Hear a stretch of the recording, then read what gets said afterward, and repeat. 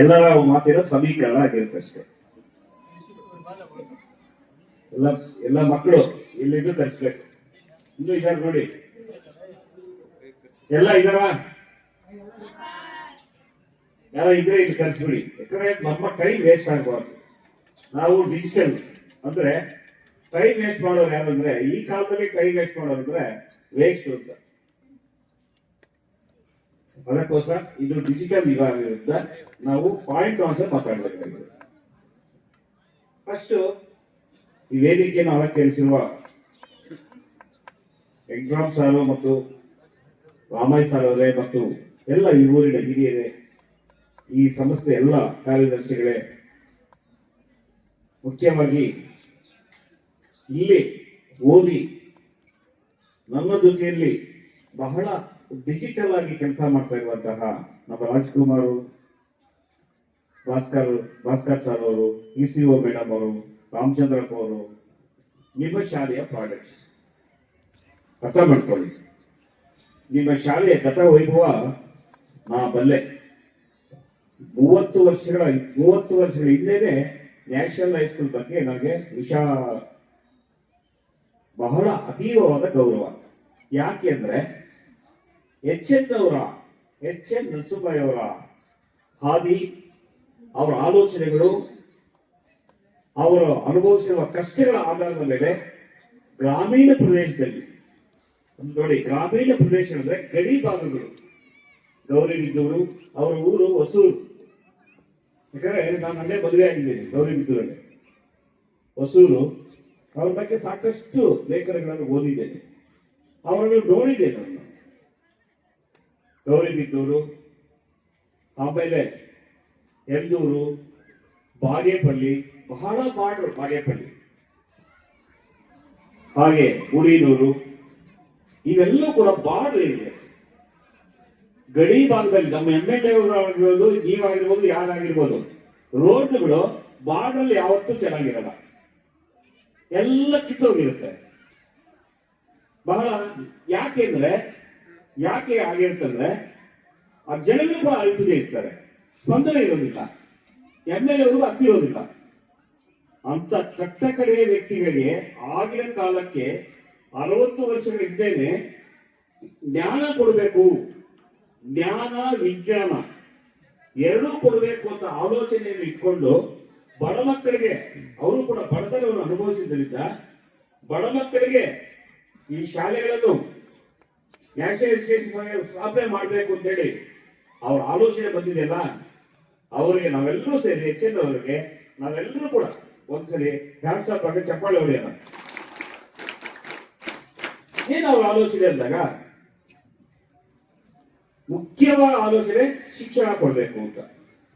ಶಿಕ್ಷಣದಿಂದ ಎಲ್ಲವೂ ಮುಕ್ತಿ ಸಿಗತ್ತೆ. ಇಲ್ಲಿ ಯಾವುದಿಂದಲೂ ಮುಕ್ತಿ ಸಿಗೋದಿಲ್ಲ, ನಮಗೆ ಶಿಕ್ಷಣದಿಂದಲೇ ಸಾಧ್ಯ. ಆ ಶಿಕ್ಷಣ ಹೇಗಿರ್ಬೇಕಂದ್ರೆ ವೈಜ್ಞಾನಿಕ ಮನೋಭಾವನ ಧೋರಣೆ ಮೇಲೆ, ಹಿನ್ನೆಲೆ ಮೇಲೆ ಇರಬೇಕು ಅಂತ ಅವರ. ಬರೀ ಶಿಕ್ಷಣ ಮೌಲ್ಯಗಳ ಆಧಾರದ ಮೇಲೆ ಕೊಟ್ಟರು ಕೂಡ ಅದು ವೇಸ್ಟ್. ಅದಕ್ಕೆ ಅವರು ಮೌಲ್ಯ ವ್ಯಕ್ತಿಗಳನ್ನು ಕೂಡ ನಮ್ಮ ಕರ್ನಾಟಕದಲ್ಲಿ ಅವರು ವೈಸ್ ಚಾನ್ಸಲರ್ ಆಗಿದಾಗ, ಬೆಂಗಳೂರು ವಿಶ್ವವಿದ್ಯಾಲಯ ವೈಸ್ ಚಾನ್ಸಲರ್ ಆಗಿದಾಗ ಮೌಲ್ಯ ವ್ಯಕ್ತಿಗಳನ್ನು ಕೂಡ ನಮ್ಮ ಕರ್ನಾಟಕದೊಳಗೆ ನುಸುಳಕ್ಕೆ ಬಿಡುವುದಿಲ್ಲ. ಏನು ಅಂದಾಗ ಕಥೆ ಹೇಳ್ತೀನಿ ನೋಡಿ. ಒಬ್ಬ ವ್ಯಕ್ತಿ ಯಾರೋ ಪವಾಡ ಪುರುಷ, ನಾನು ಉಂಗುರನ್ನು ಕೊಡ್ತೀವಿ, ನಾನು ಗಡಿಯಾರನ್ನು ಕೊಡ್ತೀವಿ, ಸುಮ್ಮನೆ ನನ್ನ ಕೊಟ್ಟರೆ ಸಾಕು ಗಡಿಯಾರನ್ನು ಕೊಡ್ತೀವಿ, ಇವೆಲ್ಲ ಹೇಳ್ಕೊಂಡ ಪವಾಡ ಪುರುಷರಿದ್ರು. ಅಂತ ಪವಾಡ ಪುರುಷರಿಗೆ ಆಗಿನ ಕಾಲಕ್ಕೆ ವೈಜ್ಞಾನಿಕ ಮನೋಭಾವನೆಯಿಂದ HN ಅವರು ಏನ್ ಹೇಳ್ತಾರೆ ಗೊತ್ತಾ? ಎಲ್ಲರೂ ಗಡಿಯಾರ ಕೊಡ್ತೀಯಪ್ಪ, ಎಲ್ಲರೂ ವಾಚ್ ಕೊಡ್ತೀಯಪ್ಪ, ಎಲ್ಲ ಕಾಸುಬಲ್ ವಸ್ತುಗಳು, ನನ್ನ ಮುಂದೆ ನೀನು ಒಂದು ಕುಂಬಳಕಾಯಿ ಕೊಡಪ್ಪ ಅಂತ ಕೇಳಿದ್ರು. ಏನ್ ಕೇಳಿದ್ರು? ಒಂದು ಕುಂಬಳಕಾಯಿ ಕೊಡಪ್ಪ ಅಂತ ಕೇಳಿದ್ರಪ್ಪ. ನಿಜ ಸರ್, ನಿಜನಾ? ಕುಂಬಳಕಾಯಿ ಕೊಡಪ್ಪ ಅಂತ ಕೇಳಿದ್ರು. ಅವರಿಂದ ಆಗ್ಲಿಲ್ಲ, ಆ ಪವಾಡ ಪುರುಷರಿಂದ ಆಗ್ಲಿಲ್ಲ. ಅರ್ಥ ಆಯ್ತಾ? ವಿಜ್ಞಾನ ಹೆಂಗಿರುತ್ತೆ ಅಂತ, ಚಿಕ್ಕ ವಸ್ತು ಎಲ್ಲ ಒಂದು ಕಡೆ ಇಟ್ಕೋಬಹುದು, ಬೂದಿ ಕೊಡ್ಬೋದು, ಉಂಗುರ ಕೊಡ್ಬೋದು, ವಾಚ್ಗಳು ಕೊಡ್ಬೋದು. ಕುಂಬಳಕಾಯಿ ಕೊಡಕ್ಕಾಗತ್ತಾ? ಅವರ ಶರೀರದಲ್ಲಿ ಇಟ್ಕೊಂಡು ಕೊಡಕ್ಕಾಗತ್ತಾ? ಆಗಲ್ಲ. ನೋಡಿ, ನರಸಿಂಹರ ಮಾತಿಗೆ ಮತ್ತೆ ಇನ್ನೊಂದು, ಹಾಗೆ ನಾನು ಮಳೆ ಸುರಿಸ್ತೀನಿ, ಯಾವಾಗ ಮಳೆ ಸುರಿಸ್ತೀನಿ ಅಂತ ಪವಾಡ ಪುರುಷರಿದ್ರು. ಒಂದೇ ಒಂದು ಸವಾಲು ಹಾಕಿದವರು, ಏನ್ ಗೊತ್ತಾ? ಅಪ್ಪ, ನಮ್ಮ ಬೆಂಗಳೂರಲ್ಲಿ ಒಂದು ಜಾಗಕ್ಕೆ ಬರ್ತೀವಿ, ಮೈನ್ ಸ್ಟ್ರೀಟ್ ಅನ್ನೋ ಜಾಗ ಇದೆ, ನೀನೇನು ಬೇಡಪ್ಪ, ರೈತರಿಗೆ ಬಹಳ ಕಷ್ಟ ಆಗ್ಬಿಟ್ಟಿದೆ, ಮಳೆ ಬರ್ತಾ ಇಲ್ಲ, ಬೆಳೆ ಬರ್ತಾ ಇಲ್ಲ, ನಮ್ಮ ಮುಂದೆ ನೀನು ಬಂದು ಮಳೆ ಸುರಿಸ್ಬೇಕು. ನೀನು ಪವಾಡ ಪುರುಷ ನಂಬೇಕಾದ್ರೆ ನಾವು ನಮ್ಮ ಮುಂದೆ ನೀವೇನ್ ಮಾಡ್ಬೇಕು? ಮಳೆ ಸುರಿಸ್ಬೇಕು. ಆಯ್ತಾ? ಅದಕ್ಕೂ ಆ ಪವಾಡ ಪುರುಷದ ಆಗ್ಲಿಲ್ಲ. ಈ ರೀತಿಯ ವೈಜ್ಞಾನಿಕ ಮನೋಭಾವವುಳ್ಳ ಹೆಚ್ಚಿನವರು ಅರ್ಥ ಮಾಡ್ಕೊಳ್ಳಿ. ವೈಚಾರಿಕ ಮನೋಭಾವ ಉಳ್ಳವರು, ಅಂತ ವೈಚಾರಿಕ ಮನೋಭಾವ. ಒಂದ್ಸಲಿ ನಾನು PUC ಓದ್ಬೇಕಾದ್ರೆ ಬೆಂಗಳೂರಲ್ಲಿ ಒಂದ್ಸಲಿ ಅವ್ರ ಇನ್ಸ್ಟಿಟ್ಯೂಟ್ಗೆ ಹೋಗಿದ್ವಿ, ಹಾಸ್ಟೆಲ್ಗೆ ಹೋಗಿದ್ವಿ. ಒಬ್ರು ಮಲ್ಕೊಂಡಿದ್ರು ಚಾಪೆ ಮೇಲೆ. ಎಲ್ಲೇ ನನಗೆ ಯಾರಪ್ಪ ಇವರು ಅಂತ ಕೇಳಿದೆ. ಯಾರಪ್ಪ ಇವರು ಅಂತ ಕೇಳಿದೆ. ರೇ ಸುಮ್ಮನೆ ಪಾಪ, ಅವರೇ ಈ ಇನ್ಸ್ಟಿಟ್ಯೂಟ್ಗೆಲ್ಲ ಹೆಡ್ ಅಂತಂದ್ರು. ಅಲ್ಲೇ ಊಟ ತಿನ್ನೋದು, ಹಾಸ್ಟೆಲ್ ಮಕ್ಕಳ ಜೊತೆಯಲ್ಲೇ ಇರೋದು, ಎಲ್ಲ ಮೇಲ್ವಿಚಾರಣೆ ಮಾಡೋದು, ವೈಸ್ ಚಾನ್ಸಲರ್ ಆಗಿದ್ರು. ಅಂತ ಟೈಮಲ್ಲಿ ಕೂಡ ಚಾಪೆ ಮೇಲೆ ಬಂದಿರೋದು. ಅವರು ಏನ್ ಬೇಕಾದ್ರೂ ಅನುಭವಿಸಬಹುದಾಗಿತ್ತು, ಆದ್ರೆ ನನ್ನ ಬಡತನದಲ್ಲಿರುವ, ಬಹಳ ಬಡತನದಲ್ಲಿರುವ ಮಕ್ಕಳಿಗೆ ಶಿಕ್ಷಣ ಕೊಡ್ಬೇಕು. ಶಿಕ್ಷಣ ಕೊಟ್ರೆ ಅವರ ಜೀವನ ಹಸನಾಗ್ತದೆ. ಒಂದೊಂದು ಜೀವ ಶಿಕ್ಷಣ ಪಡೆದ್ರೆ ತನ್ನ ಚಿಗುರು ಹೊಡೆಯುತ್ತದೆ, ತನ್ನ ಕಾಲ ಮೇಲೆ ತಾವು ಇಳ್ತಾರೆ ಅನ್ನುವ ಒಂದು ಆಸೆ ಭಾವನೆಯಿಂದ ಹೆಚ್ಚಿನವರು ಶಿಕ್ಷಣ ಕೊಡ್ತಾ ಬಂದ್ರು. ಅಂತ ಶಿಕ್ಷಣ ಸಂಸ್ಥೆಗಳಲ್ಲಿ ಅದ್ರ ಜೊತೆಗೆ ಮಕ್ಕಳಿಗೆ ಉಪಯೋಗ ಆಗುವುದಲ್ಲದೆ ಅನೇಕ 21 ಶಿಕ್ಷಣ ಸಂಸ್ಥೆಗಳಲ್ಲಿ ಕೂಡ ಅನೇಕ ಜನರಿಗೆ ಉದ್ಯೋಗ ಅವಕಾಶಗಳು ಕೊಟ್ಟರು. ಬಟ್ ಇಲ್ಲ ಇರೋರೆಲ್ಲ ಹೆಚ್ಚಿನವರು, ನಾವು ಕೆಲವರು ಹೆಚ್ಚಿನವರ ಇದರಲ್ಲಿ ಇದೀವಿ ನಾವೆಲ್ಲ. ಆ ರೀತಿ ಅನೇಕ ಜನಕ್ಕೆ ಉದ್ಯೋಗಾವಕಾಶಗಳು ಕೊಟ್ಟರು. ಆ ರೀತಿ ವಿಜ್ಞಾನದ ಬಗ್ಗೆ ಬಹಳ ನಿಮಗೆ ಗಮನವಿರಲಿ, ಮೂಢನಂಬಿಕೆಗಳಿಂದ ದೂರವಿರಬೇಕು. ಮೊದಲನೇದಾಗಿ ಏನಿರ್ಬೇಕು? ಮೂಢನಂಬಿಕೆಗಳಿಂದ ದೂರ ಇರಬೇಕು. ನೀವು ಇನ್ಸ್ಟಿಟ್ಯೂಟ್ ಓದಿರೋದಕ್ಕೆ ಒಂದು ಸಾರ್ಥಕ ಆಗುತ್ತೆ. ಮಾಡ್ತೀರಾ? ವೈಜ್ಞಾನಿಕ ದೃಷ್ಟಿಕೋನದಲ್ಲಿ ಮಾಡ್ತೀರಾ? ಹೊಸೂರಲ್ಲಿ ಒಂದ್ಸರಿ ಹೋಗಿ ಬಂದಿದ್ದೀರಾ? ಹೊಸೂರಿಗೆ ಒಂದ್ಸರಿ ಅವ್ರ ಹುಟ್ಟಿದ ಸ್ಥಳಕ್ಕೆ ಹೋಗಿ ಬಂದಿದ್ದೀರಾ? ಇಲ್ವಾ? ಒಂದ್ಸರಿ ಹೋಗಿ ಬನ್ನಿ, ಅವ್ರ ಸಮಾಧಿಗೆ ನಮಸ್ಕಾರ ಮಾಡ್ಕೊಂಡ್ ಬನ್ನಿ, ಅವರ ಕಾಲಿಗೆ ನಮಸ್ಕಾರ ಮಾಡ್ಕೊಂಡ್ ಬನ್ನಿ. ಹಾಗೆ ಒಂದ್ಸಲಿ ಚಿಕ್ಕ ವಿಚಾರ ಹೇಳ್ಬಿಡ್ತೀನಿ. ಮತ್ತೆ ಅವ್ರ ಊರಿಗೆ ಫಾರಿನ್ ಅವರೆಲ್ಲ, ಅವ್ರ ವಯಸ್ಸಾಗಿದ್ದಾರೆ, ಫಾರಿನ್ ಅವರೆಲ್ಲ ಅವ್ರ ಜೊತೆ ಬರ್ತಾ ಇದ್ರು, ಬೇರೆ ಬೇರೆ ದೇಶದವರೆಲ್ಲ. ಬನ್ನಿ ನೀವು ನೋಡೋಣ ಅಂತ ಬಂದ್ರಂತೆ. ಹೊಸೂರಿಗೆ ಕರ್ಕೊಂಡು ಹೋದಾಗ ನಮ್ಮ ಇಂಡಿಯಾದವರು ಬರ ಗೊತ್ತಲ್ವಾ, ಮಧ್ಯಾಹ್ನ ಟೈಮಲ್ಲಿ ರಚೆ ಇದೆ, ಅವ್ರ ರಚೆ ಇದೆ. ರಚೆ ಮೇಲೆ ಚೆನ್ನಾಗಿ ಬಂದ್ಬಿಟ್ಟು ಗೊರಕೆ ಹೊಡಿತಾ ಇದ್ದಾರೆ ಜನ. ಯಾವಾಗ? ಮಧ್ಯಾಹ್ನ ಟೈಮಲ್ಲಪ್ಪ, ಮಧ್ಯಾಹ್ನ ಟೈಮಲ್ಲಿ. ಅವರೆಲ್ಲ ಫಾರಿನ್ ನೋಡಿ it is day or night ಅಂದ್ರಂತೆ. ಇದು ಡೇ ಆರ್ ನೈಟ್ ಅಂತ ಕೇಳಿದ್ರು ಅವ್ರು, ಅವ್ರನ್ನು. ಸೂರ್ಯ ಇಟ್ ಈಸ್ ಡೇ ಅಂತ ಕೇಳಿದ್ರು. Why they are sleeping here, they are wasting of time ಅಂತಂದ್ರಂತೆ. ಯಾಕೆ ಇವ್ರು ಇಷ್ಟು ವೇಸ್ಟ್ ಟೈಮ್ ಮಾಡ್ತಾ ಇದ್ದಾರೆ? ನಿದ್ದೆ ಹೋಗ್ತಾ ಇದ್ರಲ್ಲ. ನಿಮಗೂ ಗೊತ್ತು, ನಮಗೂ ಗೊತ್ತು. ನಿಮ್ಮ ರಚನೆಗಳ ಮೇಲೆ ನಿಮ್ಮ ಊರುಗಳಲ್ಲಿ ಸಾಯಂಕಾಲ ಆದ್ರೆ ಅಥವಾ ಸಾಯಂಕಾಲ ಬೆಳಗ್ಗೆನೆ 7 ಗಂಟೆಗೆ ಸಭೆ ಸೇರ್ತಾರೆ. ಕೆಲಸದ ಬಗ್ಗೆ ಮಹತ್ವ ನಮ್ಮಲ್ಲಿ ಕಮ್ಮಿ, ಬಹಳ ಟೈಮ್ ವೇಸ್ಟ್ ಮಾಡ್ತೀವಿ. ಅವಾಗ ಆದ್ರೂ ಕೂಡ ನರಸಿಂಹರವರಿಗೆ ದೇಶಭಕ್ತಿ, ಮಹಾತ್ಮ ಗಾಂಧಿ ಜೊತೆಗಿತ್ತು, ಆ ದೇಶಭಕ್ತಿ ಇತ್ತು. ಅವ್ರು ಹೇಳಿರುತ್ತೆ, ನೋ ನೋ ನೋ ಸರ್, ಇಲ್ಲಿ ಕನ್ನಡದಲ್ಲಿ ಬ್ಯಾಂಗಿಂಗ್ ಟ್ರೀ ಇದೆ, ಬೇವಿನ ಮರ ಮತ್ತು ಅರಳಿ ಮರ ಇತ್ಯಾದಿ ರಚೆಗಳ ಮೇಲೆ ಇಲ್ಲಿ ಮಲಗಿದ್ರೆ ಒಳ್ಳೆ ಆಕ್ಸಿಜನ್ ಸಿಗತ್ತೆ. ಏನ್ ಸಿಗತ್ತೆ? ಒಳ್ಳೆ ಆಕ್ಸಿಜನ್ ಸಿಗತ್ತೆ. ಅದಕ್ಕೆ ನಾವು ಇಂಡಿಯನ್ಸ್ ಬಹಳ ಬುದ್ಧಿವಂತ ಸರ್, ನಿಮಗಿಂತ ಬುದ್ಧಿವಂತರು. ನಾವು ಆ ರಚ್ಚೆ ಮೇಲೆ ಮಲಗಿದ್ರೆ ಒಳ್ಳೆ ಆಕ್ಸಿಜನ್ ಸಿಗ್ತದೆ ಅಂತ ಹೇಳುತ್ತೆ. ಅದು ನಿಜವಾಗಿಯೂ ಬರುವುದು, ನಿಜವಾಗಿ ಕೂಡ ಒಳ್ಳೆ ಆಕ್ಸಿಜನ್ ಸಿಗುತ್ತೆ ರಚ್ಚೆ ಮೇಲೆ. ನಮ್ಮ ಪೂರ್ವಜರೆಲ್ಲ ಅಂದ್ಕೊಂಡಿದ್ರೆ ಆದ್ರೆ ವಿಶ್ರಾಂತಿ ಸ್ಥಾನಗಳು ಆಗಿವೆ, ಅದ್ರ ಜೊತೆಗೆ ವಿಶ್ರಾಂತಿ ಸ್ಥಾನಗಳು ಆಗಿವೆ. ಮತ್ತೆ ಊರಲ್ಲಿ ಯಾವ ರೀತಿ ಜನಗಳನ್ನು ಯಾವ ರೀತಿ ಕೆಡಿಸಬೇಕು ಅಂತ ಕೂಡ ತಾಣಗಳು ಆಗ್ಬಿಟ್ಟಿದೆ ಇವಾಗ. ಅದಕ್ಕೋಸ್ಕರ ಪದೇ ಪದೇ ಹೇಳ್ತಾ ಇದ್ರು ಅವರು, ಶಾಲೆಗಳು ವಿಶ್ರಾಂತಿ ಸ್ಥಾನಗಳಾಗಿವೆ.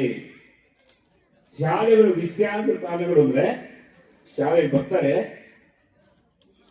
ಬರ್ತಾರೆ, ಮನೆಯಲ್ಲಿ ಅವ್ರಿಗೆ ಏನ್ ಬೇಕು ವೈಯಕ್ತಿಕವಾಗಿ ಎಲ್ಲ ಕೆಲಸ ಮಾಡ್ಕೊಂಡಿರ್ತಾರೆ.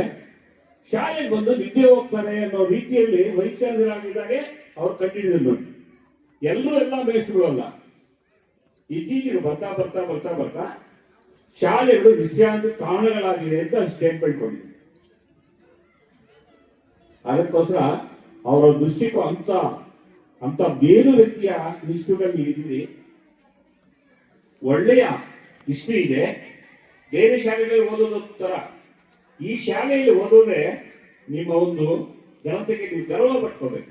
ಹೆಚ್ಚಿನವರ ಶಾಲೆ ಅಂದ್ರೆ ನೀವು ಗರ್ವ ಪಟ್ಕೋಬೇಕಾಗಿದೆ, ಯಾಕಂದ್ರೆ ನಿಮ್ಮ ಬಗ್ಗೆ ನಿಮ್ಗೆ ಗೊತ್ತಿಲ್ಲ. ಅದೇ ರೀತಿ ಈ ಊರಲ್ಲಿ ಇಬ್ರು ಸ್ವಾಮೀಜಿಗಳು ಇದ್ದಾರೆ. ಅದ್ರ ಬಗ್ಗೆ ಈ ಊರಿನ ಒಬ್ಬ ಹೆಣ್ಣು ಮಗಳು ಒಳ್ಳೆಯ ಸ್ವಾಮೀಜಿಗಳು ಇಬ್ಬರು ಕೊಟ್ಟಿದ್ದಾರೆ. ವೀರೇಶಾನಂದ ಸ್ವಾಮೀಜಿ ಅಂತ, ಇನ್ನೊಬ್ಬರು ನಿರ್ಭಯಾನಂದ ಸ್ವಾಮೀಜಿ ಅಲ್ವಾ. ಅವರೆಲ್ಲ ನೋಡಿದಾಗ ಶಿಕ್ಷಕರಿಗೆ ನಾವೆಲ್ಲ ಶಿಕ್ಷಕರ ಕಾರ್ಯಗಳನ್ನು ಮಾಡಿಸ್ತೀವಿ ಅವ್ರ ಹತ್ರ, ಅವಾಗ ಮಾಡಿಸ್ತಾ ಇದ್ವಿ. ನಮ್ಮ KPS ಅವರಿಗೆ ಗೊತ್ತು, ಎಲ್ಲರೂ ಗೊತ್ತು.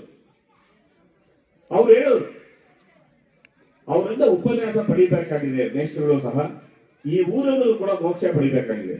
ಅವರು ಬೇರೆ ಬೇರೆ ದೇಶಗಳೆಲ್ಲ ಹೋಗಿ ಭಾಷಣ ಮಾಡಿ ಅದರೆಲ್ಲ ಬಂದ ಲಾಭ, ಅದರೆಲ್ಲ ಬಂದ ದುಡ್ಡು ಕಾಣಿಕೆ ಕೊಡ್ತಾರೆ. ಒಂದು ಉತ್ತರ ಕರ್ನಾಟಕ ತುಮಕೂರು ಆ ಕಡೆ ಎಲ್ಲ ಇನ್ಸ್ಟಿಟ್ಯೂಟ್ ಬಡವರಿಗೆ, ಸೌಕರ್ಯಗಲ್ಲ, ಬಡವರಿಗೆ ಶಾಲೆಗಳು ತೆರೆದು ಅವರಿಗೆ ಸಾಕಷ್ಟು ಪ್ರಯೋಜನಗಳು ಕೊಡ್ತಾ ಇದ್ದಾರೆ.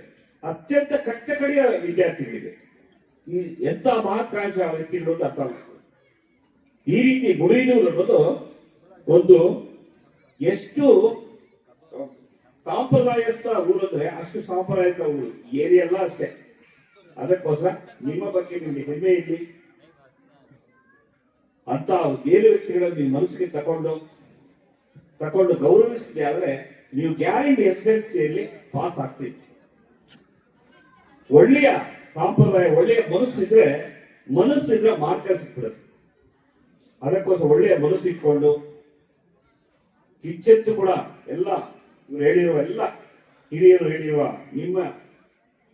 ನಮ್ಮ ನ್ಯಾಷನಲ್ ಹೈಸ್ಕೂಲ್ನ ಎಲ್ಲ ಹಿರಿಯರು ಕೂಡ ಹೇಳಿರುವ ಮಾತುಗಳನ್ನು ಗಮನ ಇಟ್ಕೊಂಡು ನಮ್ಮ CRPಗಳು ಎಲ್ಲ ಹಿರಿಯ ವ್ಯಕ್ತಿಗಳು, ನಿಮ್ಮ ಹೆಡ್ ಮಾಸ್ಟರು, ನಿಮ್ಮ ಮೇಷ್ಟ್ರುಗಳು ಬಹಳ ವಿಷಯಗಳನ್ನು ಹೇಳಿದ್ದಾರೆ.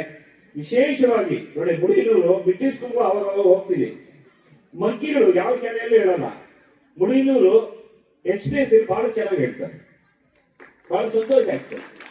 ಮಕ್ಕಳು ಸಾಕಷ್ಟು ಕೇಳಿದ್ವಿ, ನಾನು ನಿಮ್ಮನ್ನು ಹೊಗಳ್ತಾ ಇಲ್ಲ. ಅದೇ ರೀತಿ ಇಲ್ಲಿ ಅಷ್ಟೇ ಇಷ್ಟೊಂದು ಫಂಕ್ಷನ್ ಮುಗೀತು, ಇಷ್ಟೊತ್ತು ಕೂಡ ಬೇರೆ ಶಾಲೆಗಳೆಲ್ಲ ನೋಡ್ಕೊಂಡು ಬಂದಿದ್ವಿ. ಬಹಳ ಶಿಸ್ತಾಗಿ ಕೂತಿದ್ವಿ, ಬಹಳ ಸಂತೋಷ ಇದ್ವಿ. ನಾನು ಹೊಗಳ್ತಾ ಇಲ್ಲ, ನಾನೆಲ್ಲ ಗಮನಿಸ್ತಾ ಇದ್ದೆ. ಬಹಳ ಶಿಸ್ತಾಗಿರುತ್ತೆ, ಇದು ಬೇಕು ನಮಗೆ. ವಿದ್ಯೆಗಿಂತ ವಿನಯ ಬಹಳ ಮುಖ್ಯ. ಆಮೇಲೆ ವಿನಯ ಇದ್ದರೆ ವಿದ್ಯೆ ಬರ್ತದೆ ಅಂತ ನಮ್ಮ ಭಾವನೆ. ಅದಕ್ಕೋಸ್ಕರ ಇದನ್ನು ಮೈಗೂಡಿಸ್ಕೋಬೇಕು. ಈ ಇನ್ಸ್ಟಿಟ್ಯೂಟ್ ಅನ್ನು ನಮ್ಮ ಹಿರಿಯರೆಲ್ಲ ಇದ್ದಾರೆ, ಇದನ್ನು ನೀವೆಲ್ಲ ಸಹಕರಿಸಬೇಕು. ಇಲ್ಲಿ ಬಹಳ ಅವನತಿ ಹೆಚ್ಚಿಗೆ ಬಂದಿದೆ ಅಂತ ನನ್ನ ಭಾವನೆ. ಬಹಳ ಸ್ಟ್ರೆಂತ್ ಕಡಿಮೆ ಆಗ್ತಾ ಇದೆ. ಇಲ್ಲಿ ಮೇಷ್ಟ್ರುಗಳಿಲ್ಲ, 3 ಮೇಷ್ಟ್ರುಗಳು ಇಟ್ಕೊಂಡು ನಾವು ಏನಂತ ಪಾಪ ಅವರು ಎಷ್ಟಂತ ದುಡಿಯಕ್ಕಾಗತ್ತೆ. ಸಾಕಷ್ಟು ಬಂದಾಗ ವಿಸಿಟ್ ಬಂದಾಗ ಬರೆದು ಹೋಗ್ತಾ ಇರ್ತೀವಿ. ಇಲ್ಲಿ ಹುದ್ದೆಗಳು ತುಂಬಬೇಕಾಗಿದೆ. ನಮ್ಮ ರಾಮೇಶ್ ಸರ್ ಹೇಳಿದಂಗೆ ಒಂದು ಬಸ್ ಕೂಡ ವ್ಯವಸ್ಥೆ ಮಾಡಿದ್ರೆ ಇಂಥ ಇನ್ಸ್ಟಿಟ್ಯೂಟ್ ಉಳಿತದೆ. ಎಷ್ಟೋ ಜನಕ್ಕೆ ಬಡವರಿಗೆ ಒಳ್ಳೆಯ ವಿದ್ಯೆಯನ್ನು ಕೊಡುವಂತಹ ಒಂದು ದೇವಾಲಯಗಳಾಗಿ ನೀವು ನ್ಯಾಷನಲ್ ಎಜುಕೇಶನ್ ಸೊಸೈಟಿ ಅದಕ್ಕೂ ಅದನ್ನೆಲ್ಲ ನಮ್ಮ ಹಿರಿಯರೆಲ್ಲ ಅದನ್ನು ಮನಸ್ಸಲ್ಲಿ ಇಟ್ಕೊಂಡು ಇವನ್ನು ಬೆಳೆಸಬೇಕು, ಉಳಿಸಬೇಕು ಅಂತ ಹೇಳ್ತಾ ನನ್ನ